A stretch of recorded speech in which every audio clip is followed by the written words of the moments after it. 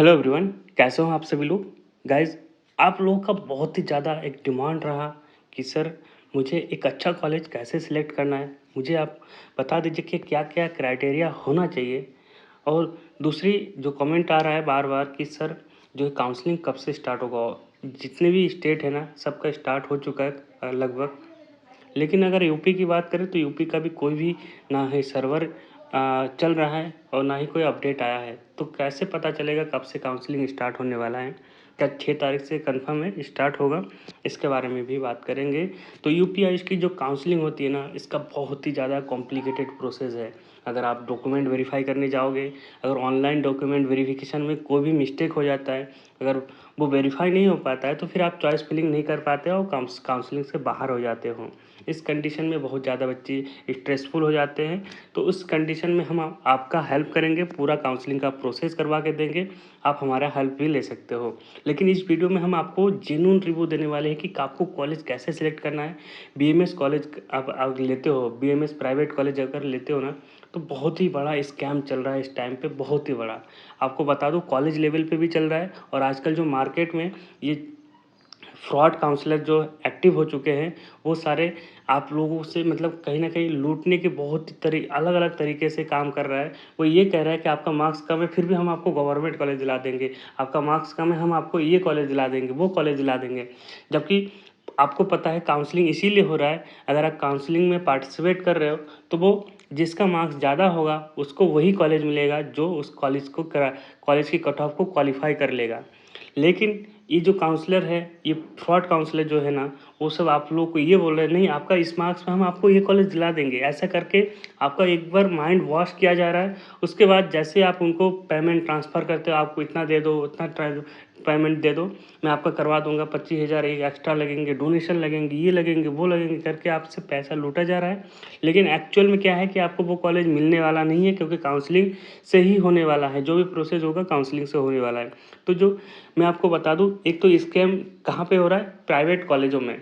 Private college क्या कर रहे हैं, जो ऑफिशियल फ़ीस है ना, फ़ीस फ़ीस में सबसे ज़्यादा दिक्कत कर रहा है। आप देखोगे जब फ़ीस जो वो कह रहा है कि फ़ीस आपका 2,04,600 रुपये फ़ीस ऑफिशियली वेबसाइट पे मेंशन है, लेकिन ले कितना रहा है, 3 लाख, साढ़े 3 लाख ऐसे करके ले रहे हैं।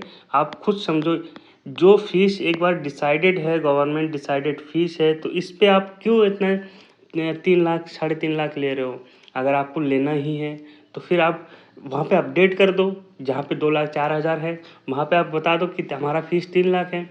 आप 2,04,000 लिख के आप 3 लाख ले रहे हो। उसके बाद ये जो स्कैम हो रहा है सबसे बड़ा, वो आप देखोगे काउंसलरों के थ्रू हो रहा है। ये जो 3 लाख हो रहा है ना, ये साढ़े 3 लाख ले रहा है। ये बड़े-बड़े काउंसलर उस कॉलेज को इतना ज़्यादा प्रमोट कर रहे हैं। सिर्फ़ एक ही आप देखोगे उनके मुँह से बस वही कॉलेज का नाम आएगा जो उसको प्रमोट कर रहे हैं। मैं आपको बता दूँ, ये जो जितने भी बड़े-बड़े ये आपको यूट्यूबर दिख रहे हैं ना, और वो क्या कर रहे हैं, उस कॉलेज की एक हाइप क्रिएट कर रहा है। ड्रोन शॉट से कॉलेज टूर कर रहा है। इतना ऐसे एंगल से रिकॉर्ड कर रहा है, आपको देख कर लगेगा कि क्या वाह! क्या सीन है, क्या सीन है। ऐसे बहुत सारे मतलब फ्रॉड काउंसलर जो है, इस तरह से आपको सिर्फ़ वही कॉलेज का बार-बार आपको इंट्रो में दिखाएँगे, बाद में दिखाएँगे, बीच में दिखाएँगे और कहेंगे ये कॉलेज सबसे बेस्ट है। अब ड्रोन शॉट करके आपको दिखाने वाले हैं। जबकि वो वीएफएक्स आपको वो कॉलेज का एकदम वीआईपी तरीके से आपको दिखाने वाले हैं। ऐसा लगेगा कि हॉलीवुड कोई मूवी चल रहा है।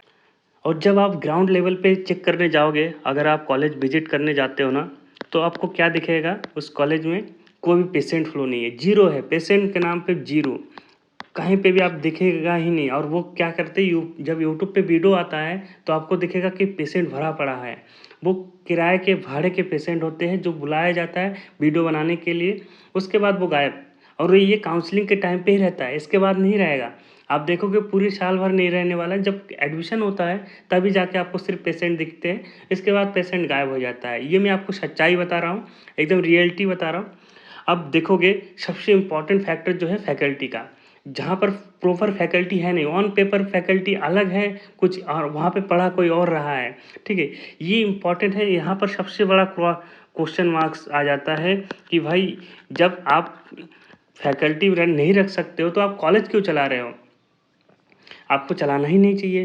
देखिए, अब दूसरी बात कि कई बार होता है कि यूजी कोर्स, पीजी कोर्स के लिए सीट देखते हैं, तो अब देखोगे प्राइवेट कॉलेज में वो अपना सीट इंक्रीज़ करा रहा है, लेकिन उस तरह से वो मैनेजमेंट नहीं कर पा रहा है। अगर आप देखोगे तो ऐसा ही हो रहा है आजकल कि वो 60 से 100 सीटों में आ रहा है, फीस भी इंक्रीज़ कर रहा है, लेकिन उस तरह का वो फैसिलिटी प्रोवाइड नहीं कर पा रहा है। और एनसीएसएम से भी मैं कहना चाहूँगा, बहुत सारे कॉलेजों को उसने डिनायल लिस्ट में भी डाला, अच्छा किया है। और कुछ जो मतलब ऐसे भी कॉलेज हैं जिसको सिर्फ़ उसकी उसकी कंडीशन उतनी अच्छी है नहीं, फिर भी उसको परमिशन मिल गया है। ये एनसीएसएम की कहीं न कहीं गलती है या नाकामी है, आप देखोगे। तो इस वीडियो में हम आपको क्या-क्या बताने वाले हैं, देखिए मैं आपको बताऊँगा कि कॉलेज कैसे सिलेक्ट करना है, क्राइटेरिया क्या रहनी चाहिए आपको एक बीएमएस कॉलेज चूज़ करने के लिए। सबसे इम्पोर्टेंट कि वो कॉलेज परमिशन आना चाहिए एनसीएसएम से। उसमें क्या है कि ये एनसीएसएम से बहुत सारे कॉलेज को अब तक परमिशन मिला है और बहुत सारे कॉलेज को अब तक परमिशन नहीं भी मिला है। तो परमिशन आ जानी चाहिए अब तक उस कॉलेज को। काउंसलिंग से पहले उसकी परमिशन आ जानी चाहिए। उसके बाद कैडेवर होना चाहिए। ऐसा नहीं है कि बिना कैडेवर के आप पढ़ाई कर रहे हो। भाई क्या क्या मतलब, कोई मतलब ही नहीं है ऐसे कॉलेज में पढ़ने का। प्रैक्टिकल के लिए इंस्ट्रूमेंट होना चाहिए ताकि आपको टाइम टू टाइम प्रैक्टिकल करने का मौका मिले। प्रैक्टिकल नहीं होगा तो आप भाई क्यों ही कर रहे हो बीएमएस, करो मत। उसके बाद न्यू कॉलेज, ऐसे कॉलेज में बिल्कुल भी एडमिशन मत ले जो न्यू हो। कम से कम 1-2 बैच वहाँ से पास आउट हो चुके हो, ऐसे कॉलेज को आप ज़्यादा प्रेफ़रेंस में रखें। उसके बाद आप लोकेशन देखो, लोकेशन थोड़ा अच्छा होना चाहिए, सिटी में होना चाहिए, बेटर रहेगा। उसके अलावा हॉस्टल कंपल्सरी ना हो और हॉस्टल भी हो, ऐसा ना कि हॉस्टल ही नहीं है। हॉस्टल कंपल्सरी भी ना हो और हॉस्टल भी हो, ऐसा ना हो कि हॉस्टल ही नहीं है। मुझे पता है आप लोग बहुत ही ज़्यादा कन्फ्यूज़ हुए कॉलेज सेलेक्ट करने में। अगर आप चाहते हो हमारी हेल्प लेना, तो हम आपकी पूरा हेल्प करेंगे। आप हमारे इस नंबर पे कॉन्टैक्ट करके हमसे बात कर सकते हो, 9369982118। इस पर आप कॉल करना, मैं आपको पूरा हेल्प करूँगा, सपोर्ट करने वाला हूँ। अगर आप हमारे पेड काउंसलिंग सर्विस में एनरोल होना चाहते हो, तो वो भी लेके आप अपना काउंसलिंग कंप्लीट करवा सकते हो। गाइज़, इसी तरह का अपडेट पाने के लिए देखिए मैं आपको बता दूँ, जो एनसीएसएम की तरफ से जो परमिशन आता है उसका जो है एक और लिस्ट पब्लिश हो चुका है, उसका भी वीडियो में जल्द ही अपलोड करने वाला हूँ। अब मैं आपको बता दूँ कि यूपीएससी की काउंसलिंग का जो डेट होगा ना, वो आपका 6 तारीख से नहीं है, लेकिन आपको बता दूँ 2-3 दिन के अंदर ही वो अपडेट हो जाएगा वेबसाइट, और वेबसाइट में ही मेंशन होगा। जैसे ही काउंसलिंग के लिए कोई नोटिफिकेशन आता है, सबसे पहले हम आपको प्रोवाइड करा देंगे। तो चैनल के साथ जुड़ जाइएगा और चैनल को सब्सक्राइब भी कर लेना। ओके गाइस, मिलते हैं अगली वीडियो में।